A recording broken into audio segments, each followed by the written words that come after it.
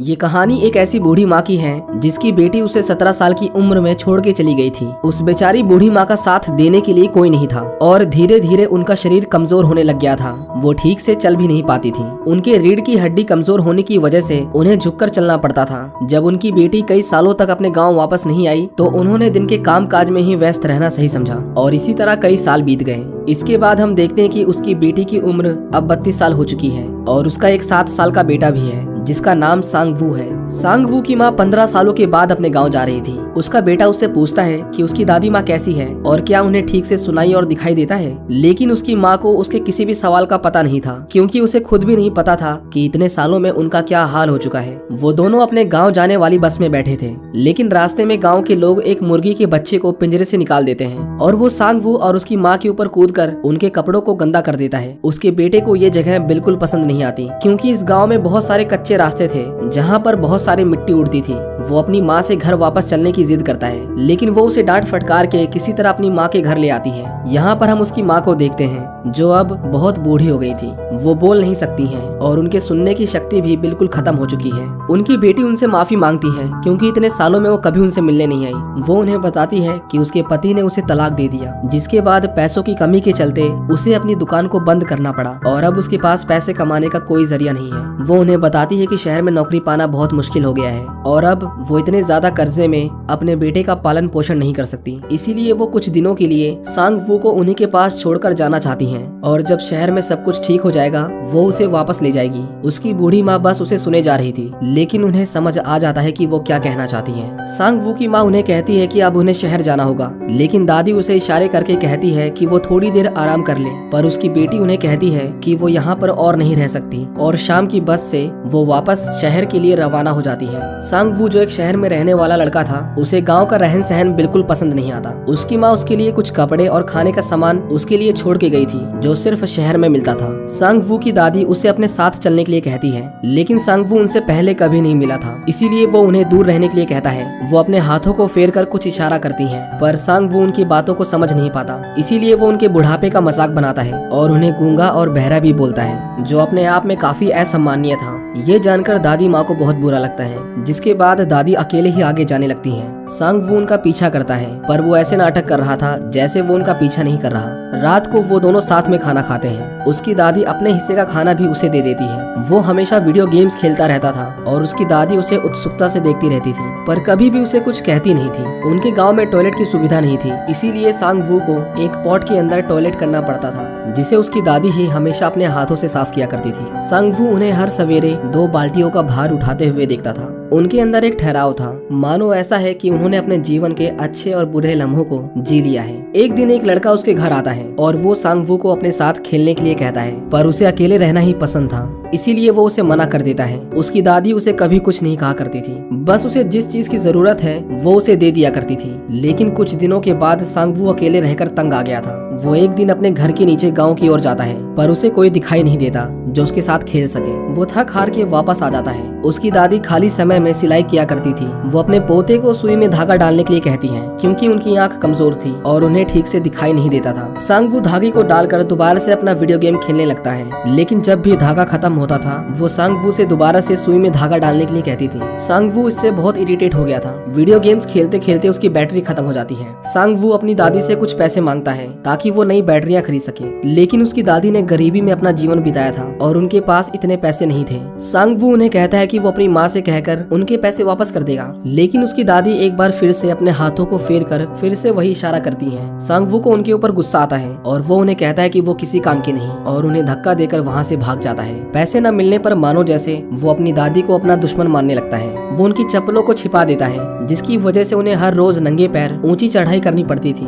वो बहुत मेहनत से उसके टॉयलेट पॉट को धोकर लाती है, जिसे वो लात मारकर तोड़ देता है। सांग वू को किसी भी तरह बैटरीज चाहिए थी। वो अपनी दादी के सिर में लगे हेयर पिन को निकालकर मार्केट की ओर जाता है ताकि वो उसे बेचकर बैटरीज खरीद सके। वो एक आदमी से बैटरीज की दुकान का रास्ता पूछता है। जब वो दुकान पहुंचता है तो दुकान वाला उसे कुछ बैटरियां दिखाता है, लेकिन उनमें से कोई भी उसके वीडियो गेम में नहीं लग पाती, क्योंकि उसमें सिर्फ मर्क्यूरी सेल्स लगते थे जो आकार में गोल होते हैं। वो दुकान वाला उसे दूसरी दुकान के बारे में बताता है, लेकिन वहाँ भी वो बैटरीज नहीं थी। सांग वू सोचता है कि उसे बैटरीज नहीं मिली तो क्यों ना वो उस हेयर पिन को बेचकर बर्गर या नूडल्स खा ले, क्योंकि वो उसे अपनी दादी को वापस नहीं करने वाला था। लेकिन किराने वाला उस हेयर पिन को लेने से मना कर देता है क्योंकि उसकी बाजार में कोई कीमत नहीं थी। सांग वू इसके बाद निराश होकर अपने घर वापस आने लगता है, लेकिन वो गांव से इतना दूर आ गया था कि उसे वापस जाने का रास्ता समझ नहीं आता। वो रास्ता भटक गया था और वो जोर जोर से रोने लगता है। लेकिन तभी एक आदमी उसे रोते हुए देखता है जो उसी के गाँव के पास रहता था। वो सांग वू को अपनी साइकिल पर बिठाकर उसके गाँव तक छोड़ आता है। सांग वू रास्ते में ही खड़ा था कि तभी वो देखता है कि उसकी दादी उसका इंतजार कर रही थी।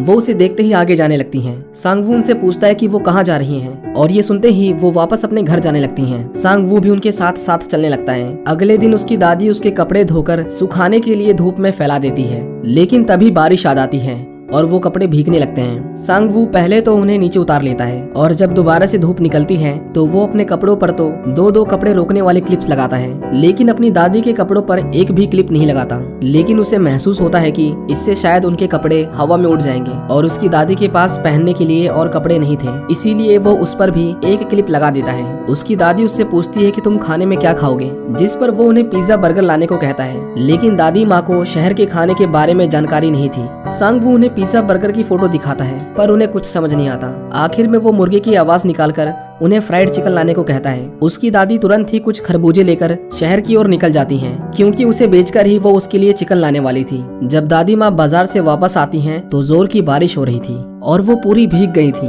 उन्हें बहुत ज्यादा ठंड लग रही थी, लेकिन वो किसी तरह उसके लिए चिकन बनाती हैं। सांग वू इंतजार करते करते सो गया था। दादी उसे उठाती है और उसे कहती है कि उन्होंने उसका मनपसंद खाना बनाया है। उन्हें लगा कि ये सांग वू को बहुत पसंद आएगा, लेकिन उसे रेस्टोरेंट वाला फ्राइड चिकन चाहिए था, ना कि उबला हुआ मांस का टुकड़ा। वो उसे देखते ही खाने से मना कर देता है और जोरों से रोने लगता है। उसकी दादी उदास हो जाती है क्योंकि उसके पोते को उसका बनाया हुआ खाना पसंद नहीं आया। इसी तरह शाम से सुबह हो जाती है। सांग वू को बहुत भूख लगी थी। वो अपनी दादी के बनाए हुए चिकन को चाव से खाने लगता है। वो देखता है कि उसकी दादी लेटी हुई हैं। दरअसल उन्होंने भी कल रात को खाना नहीं खाया था। जब वो उनके पास आता है तो उन्हें बहुत तेज बुखार हो गया था, क्योंकि बाजार से वापस आते वक्त वो बारिश में भीग गई थी। वो उनके सिर पर एक पट्टी रखता है ताकि उनका बुखार जल्दी से उतर जाए और उन्हें कल रात का खाना गर्म करके देता है। वो देखता है कि उसकी दादी ने अपने सिर में उस हेयरपिन की जगह एक चम्मच को मोड़कर अपने बालों में लगा लिया था। ये देखकर सांग वू उनकी हेयरपिन वापस कर देता है। इसके बाद वो गांव के नीचे एक मैदान में आता है, जहाँ पर एक लड़की खाने के पैकेट्स को इकट्ठा करके घर घर वाला खेल खेल रही थी। वो उस लड़की को पसंद करने लगता है। अगले दिन वो और उसकी दादी बाजार जाते हैं, क्योंकि दादी अपने घर में बनाए हुए खरबूजों को बाजार में बेचकर थोड़े पैसे कमाया करती थी। उस दिन वो काफी देर तक बाजार जाने वाली बस का इंतजार करते हैं, लेकिन वो बस नहीं आती और उन्हें पैदल ही वहाँ तक जाना पड़ता है। उसकी दादी बाजार में खरबूजों को बेचने लगती है। सांग वू दीवार के पीछे खड़ा उन्हें देख रहा था और ये अपने आप में दिल को छू लेने वाला दृश्य था। उसकी दादी सारे खरबूजों को नहीं बेच पाती, लेकिन उन्होंने कुछ पैसे बटोर लिए थे। वो सांग वू को नए जूते दिलवाती हैं और एक अच्छे होटल में उसका मनपसंद खाना भी खिलवाती हैं, लेकिन वो खुद पैसे बचाने के लिए सिर्फ पानी पी रही थी। वहाँ पर सांग वू एक दुकान देखता है जहाँ पर हर तरह की बैटरीज मिलती थी, पर उसे पता था कि सारे पैसे खर्च हो चुके हैं, इसीलिए वो जिद नहीं करता। इसके बाद वो दोनों अपने घर के लिए निकलने लगते हैं। दादी माँ को घर जाने वाली बस नहीं मिल रही थी, लेकिन बस का कंडक्टर उन्हें आवाज लगाता है और सही बस पकड़ने में उनकी मदद करता है। वो दादी माँ को बताता है कि उसकी एक दोस्त के पैरों में बहुत दर्द रहता है, इसीलिए वो एक बार जाकर उनसे मिलाएं। दादी अपनी सहेली से मिलने जा रही थी, इसीलिए वो सांग वू से इशारों में पूछती है कि तुम्हें क्या खाना है। वो एक लड़के को चोको पाई खाते हुए देखता है और उसे भी वही खाना था। दादी माँ उस लड़के के फेंके हुए चोको पाई के रैपर को उठा लेती है, क्योंकि उन्हें नहीं पता था कि उन्हें दुकान पर जाकर क्या कहना है। वो अपने दोस्त के पास आती है और उनसे उनकी तबीयत के बारे में पूछती हैं। वो बूढ़ी औरत अपनी बीमारी से बहुत परेशान रहती थी। दादी माँ उन्हें वो रैपर दिखाती है और वो उनके लिए 6 चोको पाई पैक कर देती हैं। बदले में दादी उन्हें कुछ पैसे देती हैं, लेकिन वो औरत पैसे लेने से मना कर देती है। पर बदले में दादी उसे कुछ खरबूजे देती हैं। वो औरत उन्हें कहती है कि कभी मौका मिले तो वो दोबारा मिलने आ जाए, इससे पहले कि हम दोनों में से कोई पहले मर जाए। ये सुनकर दादी थोड़ा मुस्कुराती हैं और वहाँ से चली जाती हैं। वो जब बस में दोबारा आती हैं तो हम देखते हैं कि सांग वू उसी गांव की लड़की के साथ बैठा था। वो अपनी दादी से कहता है कि वो अकेले ही जाएगा, इसीलिए वो उनके साथ ना आए। उसकी दादी बस के बाहर ही खड़ी थी। वो सांग वू से कहती है कि वो अपने साथ बचे हुए खरबूजे ले जाए, क्योंकि उनका वजन बहुत ज्यादा था, लेकिन सांग वू उसे अपने साथ ले जाने से मना कर देता है। इतनी देर में वो बस चल पड़ती है और दादी माँ पीछे ही रह जाती हैं। सांग वू उस लड़की के साथ बैठा तो था, लेकिन वो उससे बात नहीं करती, बल्कि वो तो अपने दोस्त से बात कर रही थी। सांग वू अपने घर पहुंच गया था। वो अपनी दादी का इंतजार कर रहा था, लेकिन काफी देर इंतजार करने के बाद भी वो नहीं आती।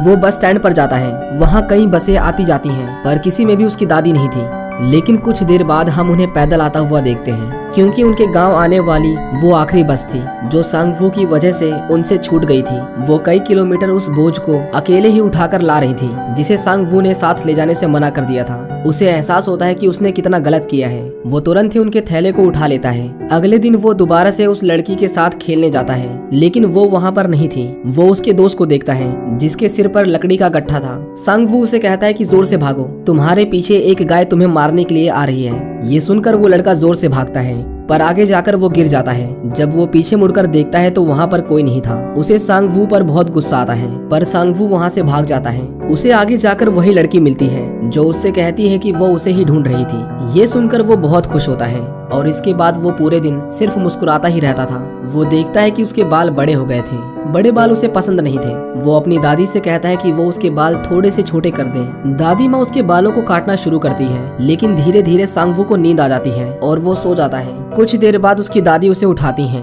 और वो देखता है कि उसकी दादी ने आगे के बालों को बहुत छोटा कर दिया था, जो देखने में काफी बुरा लग रहा था। वो जोर जोर से रोने लगता है क्योंकि अब वो ऐसा चेहरा लेकर उस लड़की से नहीं मिल पाएगा। वो अपने सिर को कपड़े से छिपाने की कोशिश करता है, लेकिन दादी उसी कपड़े में अपना सामान रखती थी। वो दोनों एक बीमार आदमी के पास आते हैं। ये वही आदमी था जिसने सांगवू के खो जाने पर उसे घर तक पहुंचाया था। वो आदमी कहता है कि अब उसे मर जाना चाहिए क्योंकि वो सिर्फ अपने आसपास के लोगों को तकलीफ दे रहा है। दादी उन्हें हौसला रखने को कहती हैं और उन्हें कुछ खाने का सामान देती हैं और उनकी अच्छी सेहत के लिए प्रार्थना करती हैं। सांगवू अपने सारे खिलौने इकट्ठा करके बाजार जाता है। उसकी दादी उसके लिफाफे में उसका वीडियो गेम देती है, लेकिन वो उसे लेने से मना कर देता है क्योंकि उसमें बैटरीज नहीं थी। पर फिर भी दादी वो उसके बैग में रख देती हैं। वो अपने सारे खिलौने बेचकर एक बड़ा सफेद रंग का भालू लाता है। घर आते वक्त जब वो रास्ते में एक ढलान देखता है तो अपनी हाथ गाड़ी से वो फिसल कर नीचे आने की सोचता है, लेकिन ये खेल उसे बहुत भारी पड़ता है। वो गिर जाता है और उसके पैर छिल जाते हैं और उसके पैरों से खून निकलने लगता है। जब वो रास्ते में था तो उसके पीछे एक गाय भागने लगती है, लेकिन वो लड़का उसे बचा लेता है जिसे पिछली बार उसने परेशान किया था। सांगवू को जो वीडियो गेम उसकी दादी ने दिया था, जब वो उसे खोलता है तो उसके अंदर कुछ पैसे थे ताकि वो वीडियो गेम की बैटरी खरीद सके। उसे देखकर सांगवू बिल्कुल रोने जैसा हो जाता है। वो अपने घर जाने लगता है और जब वो अपनी दादी को देखता है जो उसका ही इंतजार कर रही थी, उन्हें देखकर वो अपने आंसुओं को रोक नहीं पाता और उनके पास जाकर रोने लगता है। अब सांगवू भी अपनी दादी को पसंद करने लगा था।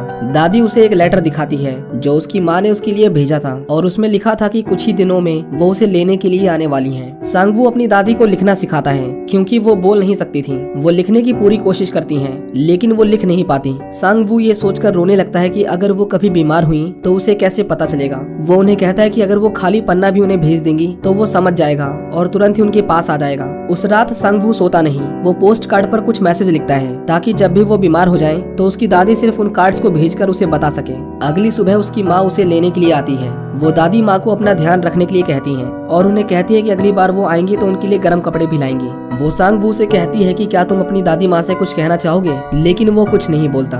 वो जाते जाते उन्हें वो कार्ड्स दे देता है। उसकी दादी उसे खिड़की के शीशे पर हाथ मारकर उसे बुलाती है, लेकिन सांगवू उन्हें अनदेखा करने की कोशिश करता है क्योंकि वो नहीं चाहता था कि उसके जाने के बाद उसकी दादी उसे याद करके परेशान हो। लेकिन जैसे ही बस जाने लगती है वो तुरंत ही पीछे की ओर भागकर उन्हें अपना हाथ फेरकर इशारा करता है। वो कहते हैं ना कि बच्चे मन के सच्चे होते हैं। सांगवू भी अपनी दादी से प्यार करने लग गया था, लेकिन शायद उनकी किस्मत में अकेले रहना ही लिखा था। वो कुछ बोल नहीं सकती थी, लेकिन उनका प्यार उनके कामों में झलकता था। उन्होंने कभी भी सांगवू को परेशानी में नहीं आने दिया। दादी माँ इसके बाद अकेले ही अपने घर तक जाती हैं और अब उन्हें सांगवू के दोबारा आने तक इसी तरह अकेले अपना जीवन बिताना था। और हमें इस कहानी के अंत तक भी पता नहीं चल पाया कि दादी अपने हाथों को फेरकर क्या कहना चाहती थी, और यहीं पर ये कहानी खत्म हो जाती है।